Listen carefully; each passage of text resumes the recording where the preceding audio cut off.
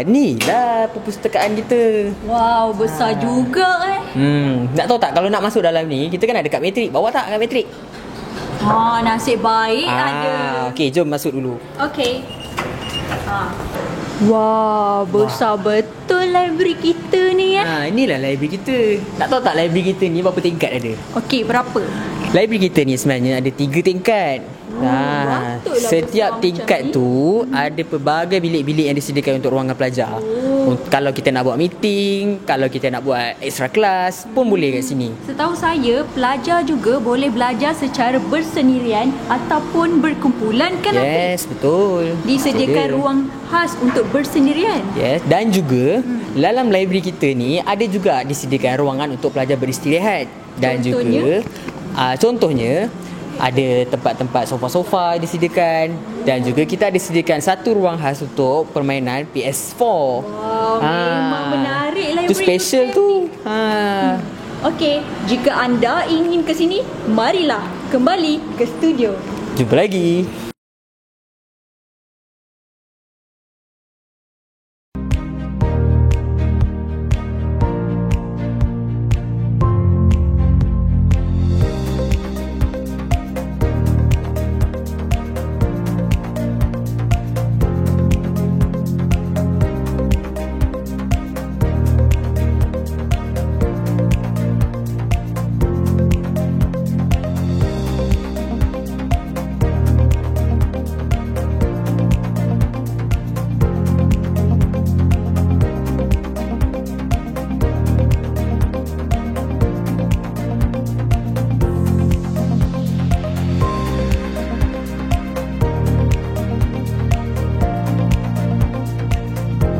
Semula bersama kami.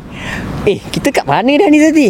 Wow, cantiknya bangunan unggul ini. Wah, tahu tak bangunan apa ni kat belakang ni?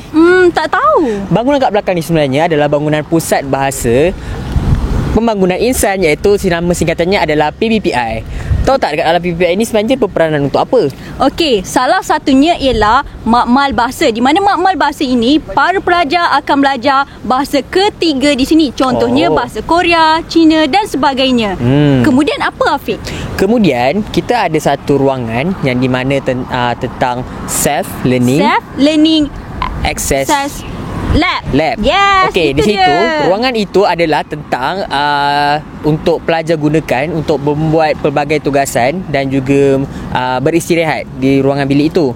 Dan Kemudian speaking corner. Speaking corner untuk apa, Afiq? speaking corner itu adalah untuk slot kegunaan untuk aktiviti kurikulum dan juga untuk tempat ruangan pelajar praktis dalam pengucapan awam diorang. Okey? Baiklah, jom kita ke studio sekembali. Alright, jumpa lagi.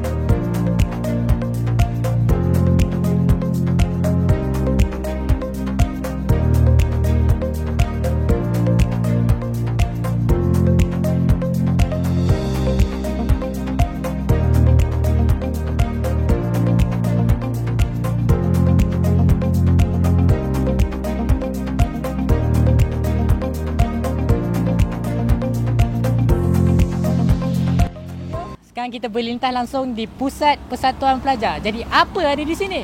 Okey, Pusat Persatuan Pelajar ini menyediakan kedai koperasi UTM, basic ATM iaitu Bank Islam dan juga CIMB Bank.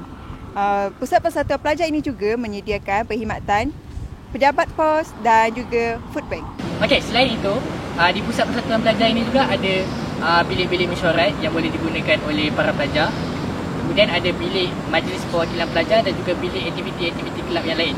Jadi, kita kembali ke studio.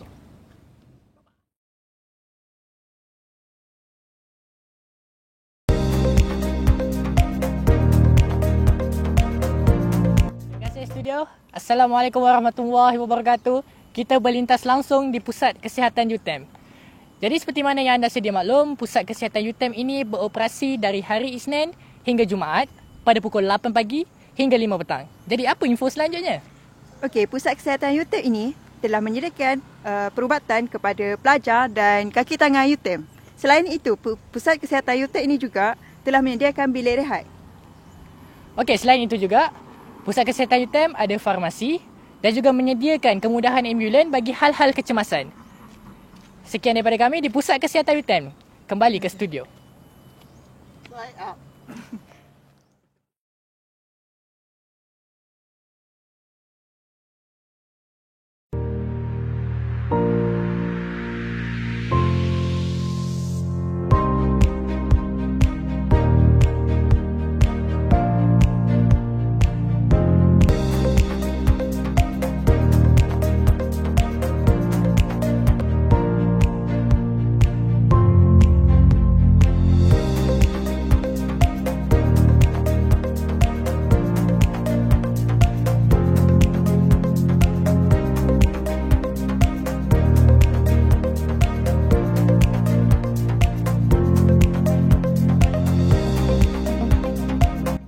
Kembali semula kepada kami. Okey Zati, sekarang ni kita dekat mana ni Zati? Kita berada di Pusat Perkhidmatan Pengetahuan dan Komunikasi iaitu PPPK. Ada apa dekat sini Afiq? Dekat sini kebanyakannya ada melibatkan tentang urusan pendaftaran Wi-Fi dalam kolej kediaman dan juga tentang pendaftaran sistem maklumat pelajar secara online untuk kita buat kemas kini, dan juga tentang pendaftaran online learning platform iaitu ULearn. Okey. Dan juga SMP. Yes. Okey, seterusnya dekat bawah bangunan ni ada apa pula Zati? Bangunan bawah ni ialah bangunan Pusat Keselamatan. Ada apa dekat Pusat Keselamatan tu? Okey, tentang Pusat Keselamatan UTM ataupun nama singkatannya PKU adalah tentang urusan kita untuk pelajar-pelajar berurusan dengan polis bantuan. Yang paling terkenal sekali urusannya adalah tentang pendaftaran pelekat kenderaan dan juga urusan-urusan yang berkaitan dengan hal-hal saman dalam universiti dan sebagainya. Okey, kembali ke studio. Bye.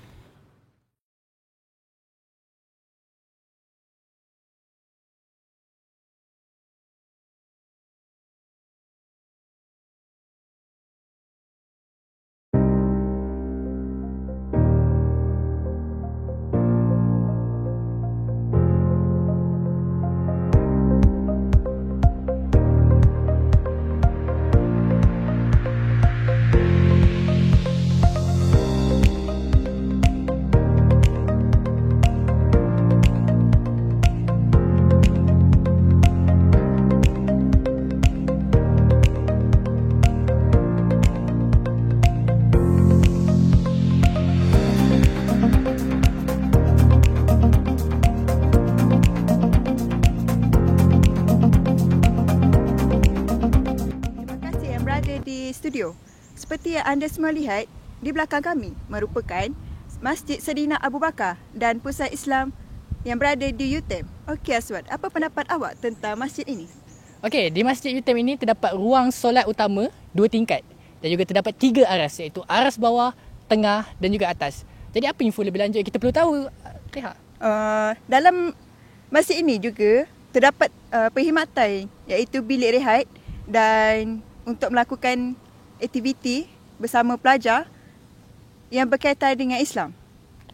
Jadi untuk info tambahan, di masjid ini juga terdapat ruang lega yang menempatkan pentas kecil di mana di situ terdapat aktiviti-aktiviti keagamaan yang selalu dianjurkan oleh masjid akan berlangsung di situ. Jadi jom kita ke masjid. Assalamualaikum warahmatullahi wabarakatuh. Kita kini berada di Masjid Saidina Abu Bakar UTM. Kini bersama kita adalah Ustaz Ashraf, Pegawai Hal Ehwal Islam, Pusat Islam UTM. Terima kasih Ustaz kerana sudi meluangkan masa bersama kami pada hari ini. Jadi terdapat beberapa persoalan yang kami ingin ajukan kepada Ustaz pada hari ini. Jadi soalan pertama, boleh Ustaz perkenalkan sedikit tentang Masjid Saidina Abu Bakar ini? Bismillah, Assalamualaikum warahmatullahi wabarakatuh. Alhamdulillah, Masjid Saidina Abu Bakar ini siap dibina pada tahun 2010 dan pada tahun 2011 telah sempurna perasmian Masjid Saidina Abu Bakar UTM ini yang dirasmikan oleh Yang di-Pertuan Agong Sultan Terengganu ketika itulah. Dan alhamdulillah hari ini telah sampai 9 tahun penubuhan Masjid Sayyidina Abu Bakar, Sayyidina Abu Bakar UTM. Jadi banyak program-program yang kita telah anjurkan semenjak penubuhan Masjid Sayyidina Abu Bakar UTM, dan Pusat Islam sendiri telah berpindah di masjid ini semenjak tahun 2010, dan banyak aktiviti-aktiviti yang kita anjurkan di sini, di sudut seminar, convention dan pelbagai aktiviti-aktiviti penghayatan agama Islam yang berfokus kepada mahasiswa, staf-staf, juga masyarakat luar. Alhamdulillah. Jadi itulah serba sedikit latar belakang tentang Masjid Saidina Abu Bakar UTM yang megah ini. Jadi Ustaz, untuk soalan seterusnya, boleh Ustaz jelaskan sedikit tentang fasiliti-fasiliti yang terdapat di masjid ini? Masjid Saidina Abu Bakar UTM ini boleh memuatkan sebanyak 4,000 jemaah dalam satu-satu masa. Cuma dalam situasi COVID-19 ini, kita ada penjarakan sosial yang boleh memuatkan sebanyak 1,300 jemaah. Alhamdulillah, masjid yang besar ini mempunyai berbagai fasiliti, antaranya ruang solat yang serba indah yang kita lihat ni.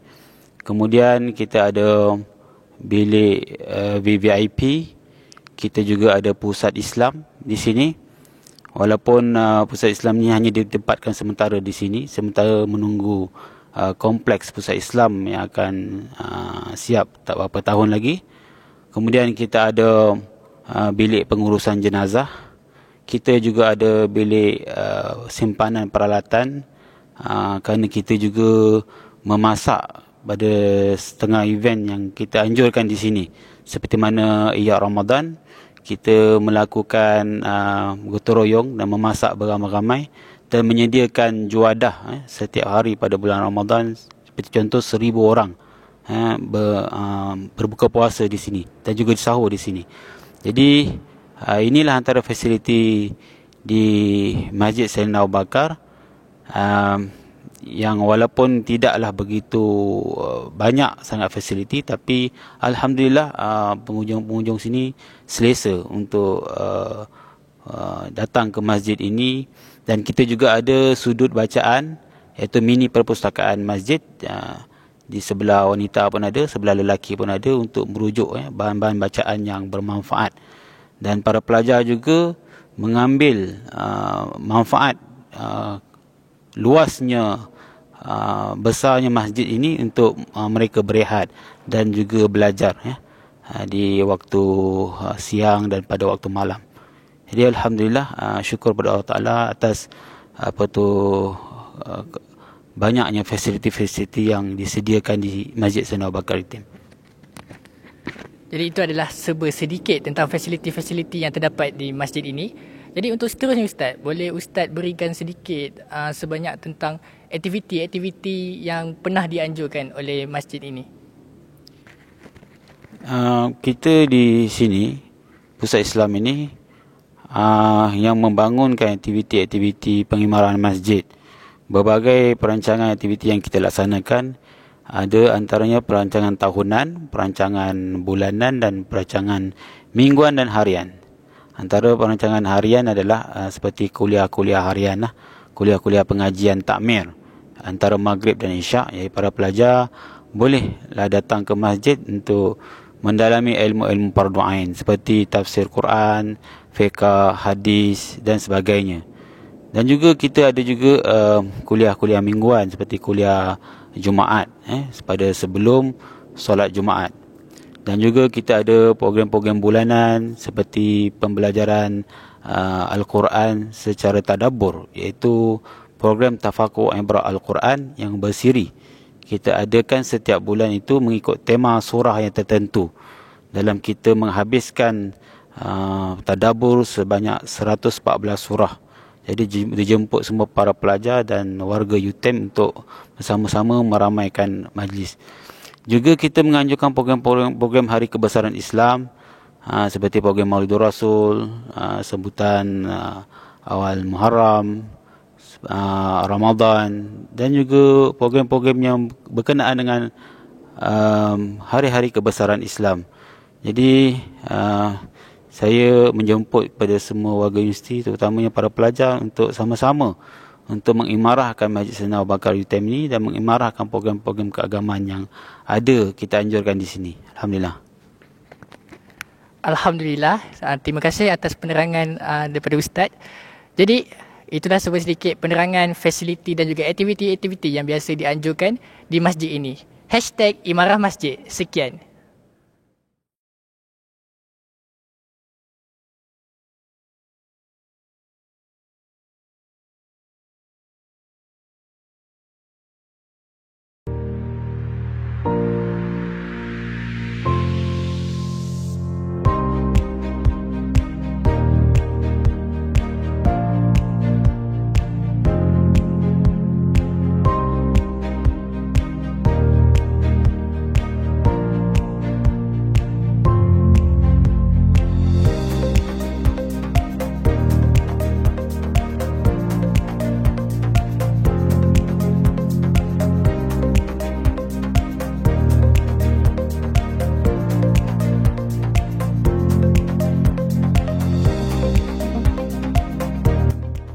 Yang berada di studio. Okey, Zati, sekarang ni kita dekat mana ni Zati? Sekarang kita berada di bangunan Hal Ehwal Pelajar. Afiq tahu tak berapa unit yang ada dalam bangunan ini? Tak tahulah. Okey, kalau nak tahu, jom. Okey, bersama saya ketika ini adalah Puan Mazni daripada Unit Penempatan Pelajar. Okey, Assalamualaikum Puan. Ya, Waalaikumsalam. Okay. Apa khabar Puan, sihat hari ini? Alhamdulillah, Okey, di sini saya ada beberapa soalan yang ingin ditujukan kepada Puan. Okey, soalan yang pertama adalah apakah peranan dan fungsi yang penting daripada Unit Penempatan Pelajar untuk pelajar UTM? Okey, Assalamualaikum warahmatullahi wabarakatuh. Soalan yang pertama tadi tentang fungsi unit penempatan pelajar. Okey, unit penempatan pelajar ni fungsi utama dia adalah untuk mematuhi pelaksanaan dasar penempatan pelajar dipatuhilah, terutama dari segi perancangan penginapan, di mana kita akan merancang penginapan untuk pelajar baru, pelajar tahun 2 dan juga pelajar kanan, ikut apa dasar yang kita dah tetapkan lah. Okey, kemudian kami juga buat untuk perkhidmatan penginapan lah, iaitu penginapan masa cuti, penginapan untuk sewaan ni di mana kita beri kepada orang luar lah, kepada pelajar-pelajar sekolah, pelajar IPT lain dan juga orang awam lah, orang awam biasa. Kemudian fungsi yang seterusnya adalah memastikan kolej kediaman ni kondusif, selesa untuk diduduki oleh para pelajar lah. Apa yang para pelajar request untuk kemudahan, kelengkapan, dia rasa bukan setakat selesa, dia rasa macam kolej kediaman tu rumah kedua dia lah. Kemudian fungsi unit penempatan pelajar yang seterusnya adalah untuk menguruskan pelajar-pelajar tinggal luar. Permohonan mereka, siapa yang boleh diluluskan tinggal luar, kemudian bila dah tinggal luar macam mana dengan yuran mereka, dan kita ada jugalah pemantauan untuk rumah-rumah sewa lah dekat luar. Fungsi seterusnya adalah untuk pergerakan pelantikan pengetua fellow. Okey, pengetua fellow ni tugasnya adalah untuk memantau kebajikan pembangunan pelajar-pelajar dekat kolej kediaman lah. Itu saja. Okey. So jadi saya boleh rangkumkan tentang unit penempatan pelajar ni meletakkan keselesaan dan juga kedamaian buat pelajar-pelajar UTM yang tinggal di dalam kolej kediaman, kesejahteraan. Itu yang nombor satu. Okey. Yang keduanya tentang berkaitan tentang adanya pelajar baru yang baru mendaftar di UTM tapi ingin untuk tinggal di luar. Jadi mereka tidak mahu untuk menetap di dalam kolej kediaman yang telah disediakan. Jadi macam mana, apa peranan daripada pihak Puan? Prosedur maksudnya lah. Ya. Okey. Sebenarnya dekat UTM ni pelajar tahun 1 dan tahun 2 dimestikan untuk tinggal dekat kolej kediaman lah. Okey, macam mana pun kita ada bagi sedikit kelonggaran untuk mereka memohon dan sekiranya diluluskan, baru mereka boleh tinggal dekat luar. Jadi maknanya mereka bukan suka-suka nak duduk kat luar macam itulah. Okey, untuk pelajar baru bila dia dah mendaftar sebagai pelajar UTM baru boleh memohon. Mereka buka dekat SMP, ada permohonan tinggal luar, mohon dekat situ. Okey, nanti dia punya keputusan pun mereka boleh tengok juga dekat SMP lah sama ada lulus atau gagal. Okey, untuk pelajar baru ni biasanya pelajar tahun 1 lah yang kita benarkan untuk kelonggaran tinggal di luar adalah pelajar direct entry UTM. Okey, di mana sebelum ni dia adalah diploma UTM, dia boleh memohon. Yang kedua, sama ada dia dah berkahwin, dia sakit yang memerlukan penjagaan daripada keluarga, dan juga kalau pelajar OKU lah. Itu saja untuk pelajar tahun 1 lah. Okey, kalau pelajar dia tahun 2 nanti kita tak ada tambah sikit 1 lah, di mana keluarga dia, ibu bapa penjaga asal dia memang berada sekitar UTM. Itu saja. Dia kena mohon, bila diluluskan baru dia boleh tinggal luar. Okey, so maksudnya di sini saya dapat rangkumkan setiap apa yang keinginan pelajar tu mesti ada prosedur dan sistemnya lah. Okey. So sekian daripada saya, daripada pihak Puan Mazni, daripada unit pendapatan pelajar.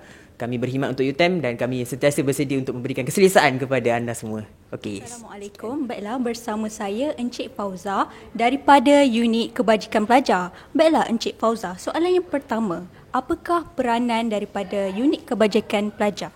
Waalaikumsalam. Terima kasih di atas persoalan yang diberikan. Unit kebajikan adalah satu unit di mana kita menjaga hal ehwal kebajikan pelajar secara keseluruhan, di mana kita akan melihat daripada segi beasiswa, zakat dan segala-segala yang memerlukan bantuan yang seperti bantuan kewangan. Contohnya daripada tabung khairat, di mana pelajar-pelajar boleh mendapatkan jika ada berlaku bencana, aksiden dan sebagainya lah. Jadi keseluruhannya memang unit kebajikan ni memang khas untuk kebajikan. Baiklah, soalan yang kedua, bagaimana jika pelajar ingin memohon zakat? Pelajar-pelajar boleh memohon zakat, di mana kita akan menyediakan iklan, di mana satu iklan akan dikeluarkan melalui kita punya Facebook, kita punya Instagram dan di segala media rasmi, media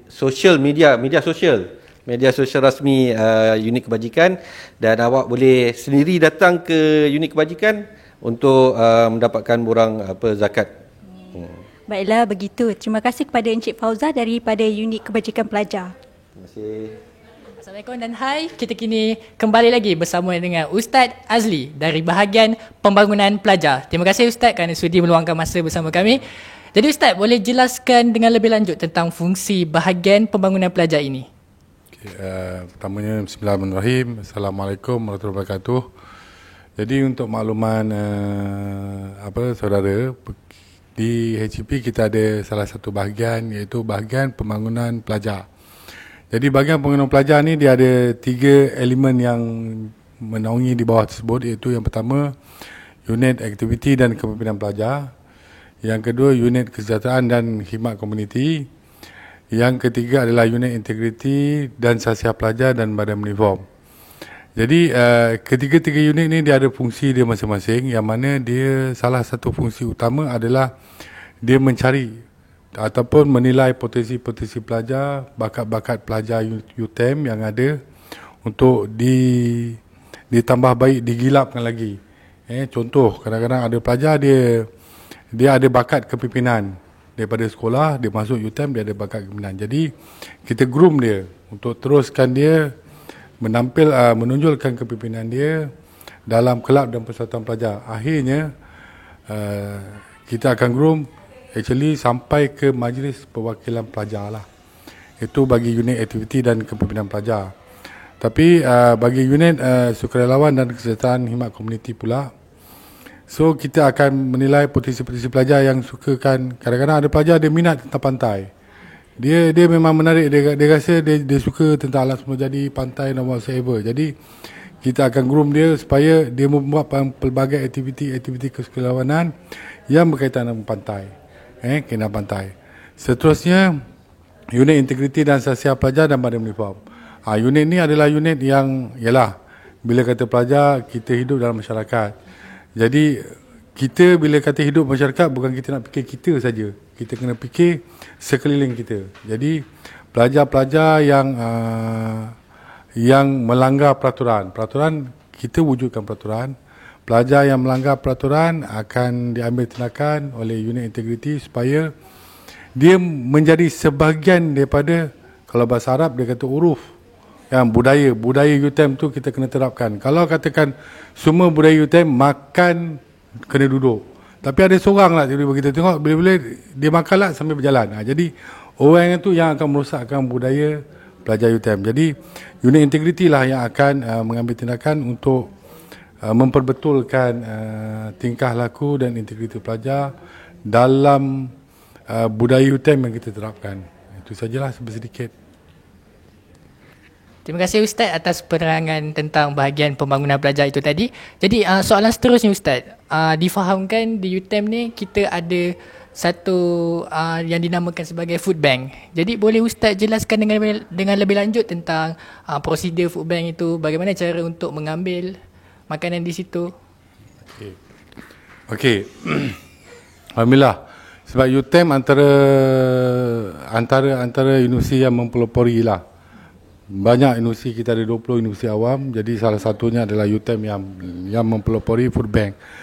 Pertama dia, unit food bank ni adalah ia digerakkan oleh pelajar-pelajar sendiri, sukarelawan, diselaraskan oleh pejabat HCP, walau bagaimanapun digerakkan oleh pelajar. Maksud dia dari pelajar kepada pelajar. Tu yang pertama, tu uniknya. Yang kedua, food bank ni adalah pelajar juga yang mempromosi syarikat-syarikat luar, penyumbang-penyumbang luar yang ingin menyumbang makanan ataupun apa saja keperluan untuk pelajar hidup sepanjang pengajian dia di UTM. Itu yang diamalkan. So yang ketiga, uniknya food bank ni adalah pelajar juga mengurus macam mana stok masuk dan stok keluar. Jadi di situ ada pendidikan. Okey, itu food bank punya sistem. Walau bagaimanapun, asal food bank adalah untuk membantu supaya jangan ada pelajar yang orang kata apa, tak cukup makan. Dia bila belajar, yelah kita faham bila kata pelajar hidupnya mungkin sepanjang makan dia mungkin Maggi ataupun whatsoever, macam makanan-makanan jajan whatsoever macam tu. Tapi kita tak nak macam tu. Jadi kita pun kumpulkan makanan-makanan yang berkhasiat, contoh macam Milo, and then ada buah-buahan dan whatsoever, biskut. Okey, jadi disebabkan tu, so pengumpulan tu kita dapat buat dan pelajar juga yang dah kumpulkan. Jadi cuma kita kenal pasti pelajar-pelajar yang memerlukan. Pelajar-pelajar yang memerlukan, first dia kena hadirlah ke pejabat HCP. Actually tempat kita dekat pusat persatuan pelajar. Kita punya stok food bank, pusat persatuan pelajar, dia kena hadir ke HCP di pusat persatuan pelajar, daftarkan diri. Sebab kita tak nak tiba-tiba datang nak ambil makanan, tak boleh, kita kena rekod. Sebab macam saya cakap, stok masuk dan stok keluar kita kena tally. Di situ ada pendidikan secara tak langsung. Jadi sesiapa yang rasa memerlukan makanan atau makanan tambahan lah, boleh kata makanan tambahan, dia memerlukan bantuan makanan lain, dia boleh hadir ke pejabat HCP untuk maklumkan kepada unit kesejahteraan komuniti supaya pengagihan makanan tu kita dapat bagi kepada pelajar yang memerlukan. Itulah kaedah food bank UTM. Terima kasih atas penjelasan daripada Ustaz sebentar itu tadi.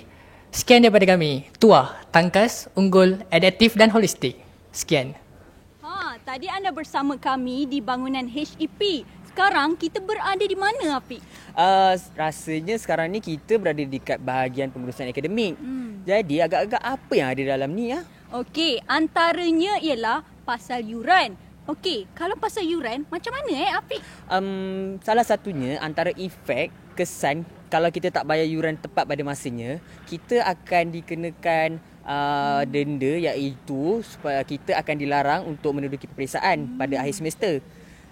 Selain tu agak-agak apa Selain tu kalau anda ada kehilangan kad matrik dan sebagainya, anda boleh berurusan di bangunan BPA ini, iaitu bahagian pengurusan akademik. Dan juga bangunan ini juga melibatkan tentang segala urusan tentang pendaftaran subjek anda sepanjang semester anda berada di UTM ini. Betul. Jadi sekian. Marilah ke sini. Okey.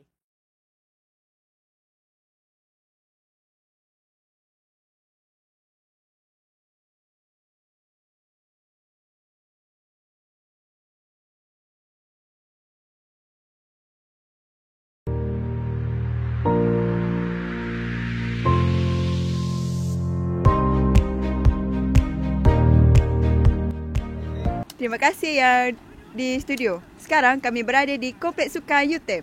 Kompleks Sukan UTM ini menyediakan perkhidmatan iaitu peminjaman alatan sukan untuk pelajar dan staf UTM. Okey, Aswad, apa lagi yang ada dekat Kompleks Sukan ni? Okey, di Kompleks Sukan juga ada untuk penganjuran sukan dan juga penggunaan venue. Jadi, jom kita tengok. Kembali kita, sekali lagi. Jadi, kini kita berada di Stadium UTM. Jadi, di Stadium UTM terdapat padang bola sepak dan juga trek dan balapan. Jadi, pelbagai acara yang berkaitan dengan permainan luar seperti bola sepak dan juga acara-acara seperti trek dan balapan akan dianjurkan dan dilaksanakan di sini. Jadi, apa info selanjutnya? Bukan itu sahaja, Kompleks Sukan UTM ini juga dapat memuatkan 500 penonton dalam satu masa. Jadi, itu antara fungsi-fungsi di Stadium UTM ini. Jadi, kita ke tempat seterusnya. Kita... Live. Sini. Ya Allah. Okey, maafkan saya. Kini, kita berada di Dewan Sukan. Dewan Sukan ini menempatkan gelanggang badminton, gelanggang bola keranjang dan juga gym. Okey, kebanyakan sukan-sukan yang berkaitan dengan dalaman banyak dianjurkan di sini. Antaranya seperti sukan badminton, pingpong, sepak takraw dan juga bola keranjang. Selain itu juga di sini terdapat gelanggang lain seperti gelanggang bola tampar dan juga gelanggang hoki. Jadi itu saja di Dewan Sukan. Kita kembali ke studio.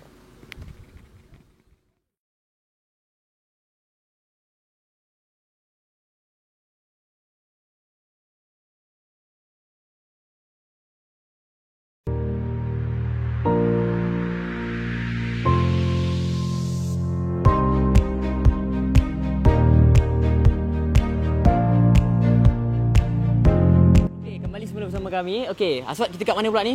Kita berada di Cafe Campus Teknologi. Jadi apa ada di sini, Fik? Apa yang ada di sini? Seperti kita dapat lihat, apa ni Aswad?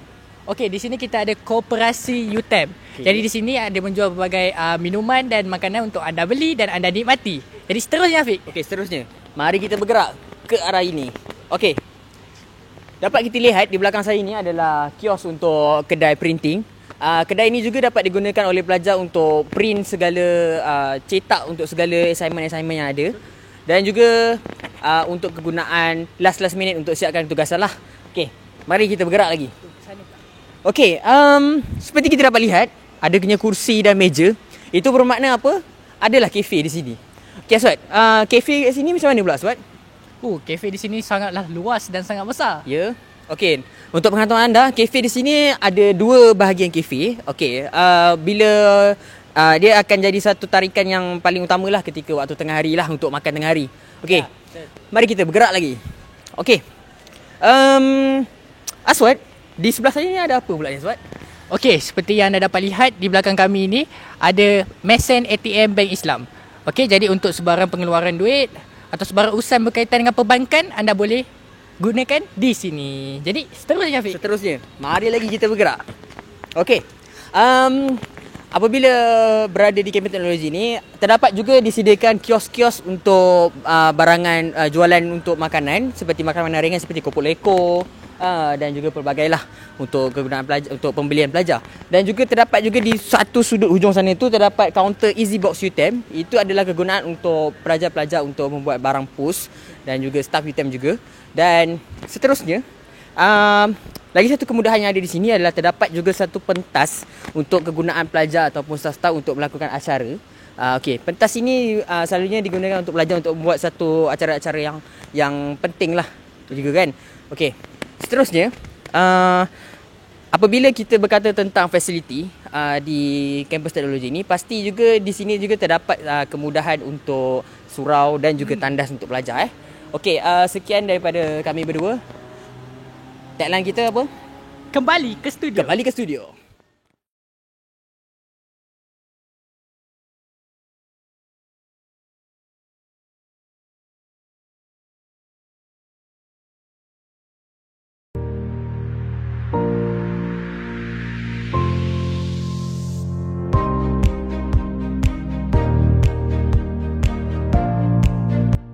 Okey, kembali semula bersama saya Afiq dan ini adalah Aswad. Okey, ketika ini kami berhadapan dengan unit Mel UTM. Okey, Aswad, unit Mel UTM ni buka pukul berapa ya selalunya?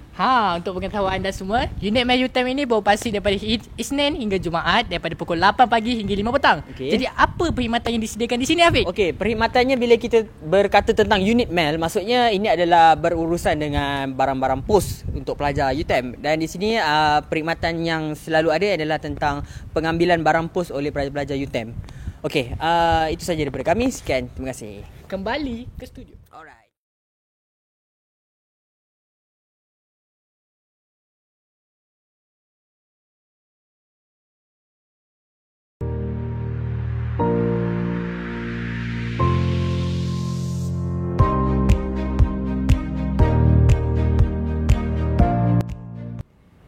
Masih bersama saya Aswad dan juga Afiq. Ya. Kami kini berada di kaunter pejabat bendahari. Jadi apa yang kita perlu tahu, Afiq? Okey, di sini adalah zon kewangan bagi kampus teknologi dan di belakang kami ini adalah pejabat bendahari untuk kampus teknologi. Okey, waktu pengoperasian pejabat bendahari ini adalah pada Isnin hingga Jumaat pada jam 8 suku pagi sehingga 4 petang dan tutup pada hari Isnin, hari Sabtu dan juga Ahad.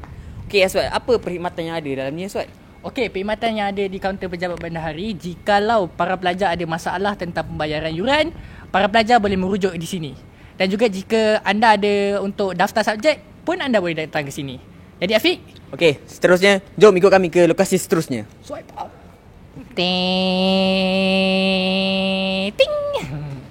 Okey, kembali semula bersama saya Afiq dan juga Aswad. Okey Aswad, kita kat mana ni Aswad? Okey, kita berada di laluan yang dihiasi oleh mural. Jadi apa yang kita perlu tahu tentang mural ni, Afiq? Okey, seperti anda semua tahu, fakulti di dalam UTM ini terdapat 8 buah fakulti dan di belakang saya ini adalah 8 buah mural yang dihasilkan oleh setiap wakil fakulti yang ada di UTM. Dan juga untuk pengetahuan anda semua, kawasan ini adalah kawasan hotspot untuk pelajar-pelajar semua untuk mengambil gambar dan juga antara lokasi yang favourite lah untuk semua pelajar nak selfie ke ataupun ambil gambar beramai-ramai. Okey Aswad, rasanya kita dah tak ada apa lagi kot. So kita kembali ke studio dan jumpa kami di lokasi yang seterusnya. Bye-bye.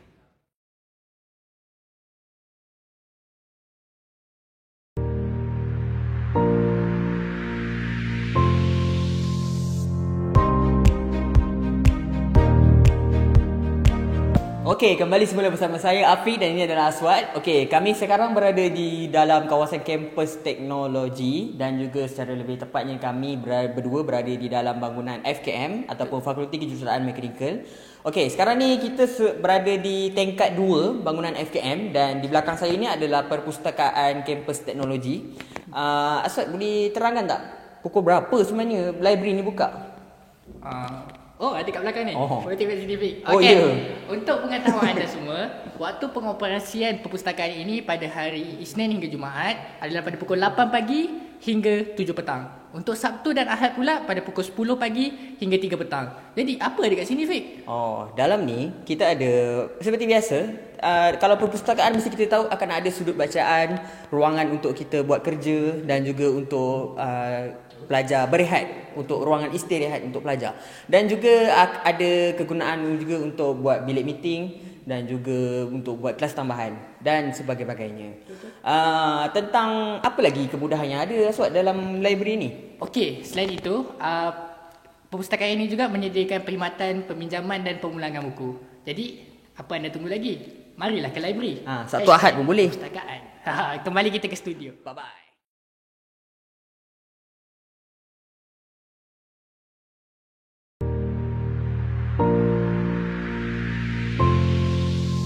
Okey, kembali semula bersama kami, saya Afiq dan Aswad. Okey, kita masih lagi berada di kampus teknologi dan ketika ini kami berada dalam lobi Fakulti Teknologi Kejuruteraan. Okey Aswad, belakang kita ni ada apa Aswad? Okey, kami sekarang berhadapan dengan Samsung IoT. Jadi, anda ingin tahu dengan lebih lanjut? Jom ikut kami.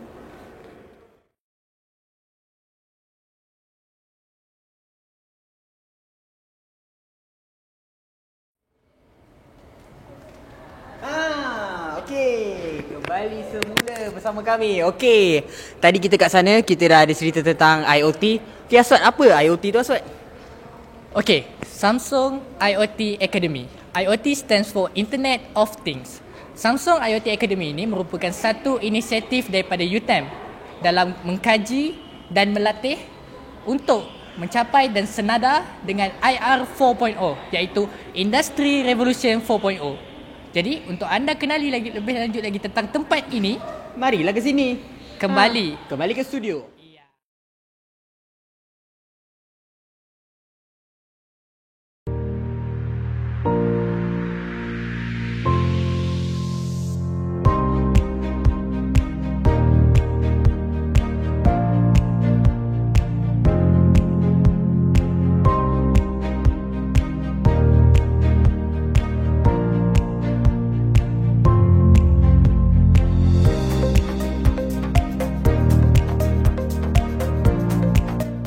Okey, terima kasih yang berada di studio. Okey, sekarang ni saya berada seorang saja di Kolej Kedaman Satria. Okey, jika sebelum ni anda melihat saya bersama Zati ataupun bersama Aswad, tapi ketika ini saya seorang saja di sini.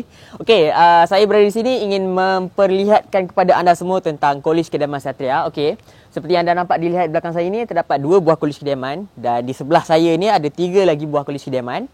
Okey, Kolej Kedaman Satria ini menempatkan 5 buah blok iaitu blok Tuah, Jebat, Lekir, Lekiu dan juga Kasturi. Okey, di setiap blok ini terdapat kemudahan yang disediakan oleh pihak universiti untuk pelajar yang menetap dalam Kolej Kediaman, iaitu kemudahan seperti loker, meja untuk belajar ataupun dan juga tilam dan juga perabot lah, sofa semua. Okey, di setiap Kolej Kediaman juga terdapat kemudahan dobi untuk pelajar-pelajar mencuci pakaian dan juga kemudahan seperti pejabat urusan asrama untuk urusan seharian pelajar bersama pihak asrama. Okey. Dan untuk pengetahuan anda semua, Kolej Kedaman Satria ini terdapat kafeteria yang menempatkan 2 buah kafe di dalamnya dan juga terdapat kemudahan koperasi untuk pelajar-pelajar membeli barangan-barangan keperluan seharian, okey, jika keadaan memerlukan. Dan juga Kolej Kedaman Satria ini adalah salah satu fasiliti yang boleh dianggap sebagai fasiliti yang masih lagi baru di UTM dan hendaklah untuk semua pelajar untuk jaga fasiliti ini dengan sebaik mungkin untuk kegunaan generasi yang akan datang yang berada di UTM. Okey. Sekian saja daripada saya di sini. Okey, hashtag kita jaga kita sayangi UTM dan juga ingatlah ini adalah peninggalan untuk generasi akan datang. Okey, untuk mengenali dan melihat dengan lebih lanjut tentang Kolej Kedaman Satria, mari kita saksikan VT yang telah kami sediakan. Jom kita.